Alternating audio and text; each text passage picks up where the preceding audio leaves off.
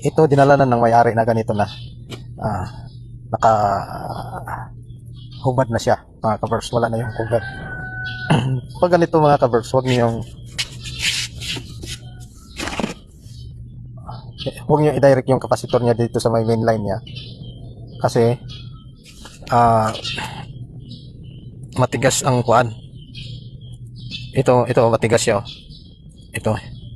Kailangan talaga baklasin pag ganito siya, mga kabers, para mapalitan yung oil pads niya. At saka ma-check mo na rin yung bushing at saka yung axle kung okay pa ba. At saka mo na lagyan ng oil at saka palitan ng bagong oil pads. Okay? Ang ginagawa kasi ng iba para mag-minus na manpower or wala nang ibang gagawin pa ay i-direct nila dito yung main line at yung line 1 ay yung isang linya na common dito sa may capacitor. Sa akin hindi ganyan, mga kabers. Tanggalin, baklasin ko talaga to siya kasi medyo matigas pa siya umiikot. Okay, nabuksan ko na siya, mga kabers, at yun ang sabi ko sa inyo nga, kailangan siya buksan kasi nga yung oil niya sa loob ay malagkit na.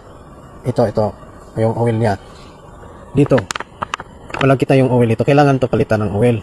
At saka ito yan palitan din yan ng oil kasi nga mahirapan pa rin ang rotor umikot dahil mabigat yan sa kanya ito kailangan linisin to siya, tapos palitan ng oil, tanggalin to siya, palitan ng oil pads.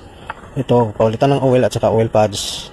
Kung hindi sira itong bushing, yun pa rin, pwede pa rin yun ibalik, basta linisin lang to at saka palitan ng oil. The same as true with this. Okay, so ito na yung kailangan hugasan natin, itong mga parts na to. Ayan, ito, saka yun, hugasan natin yun ng gas, kasi yung gas may property siya na mag-dissolve ng oil, kaya matanggal niya yung mga oil, yung malagkit na oil. Okay, so may napansin ako dito, itong dalawang bushing, okay pa to siya kasi wala pa siyang alog. Kahit alog-alogin ko, wala talaga siyang play.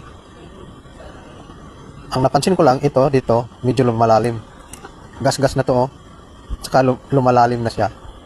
So hindi pwede na ibalik to siya, kailangan to siya palitan. Ito palitan to siya ng bago. Kasi pag ipatuloy mo to, ibalik mo to, ganun pa din, hihinto pa rin to sa pag ikot yung electric fan mo. Medyo malalim na. Okay.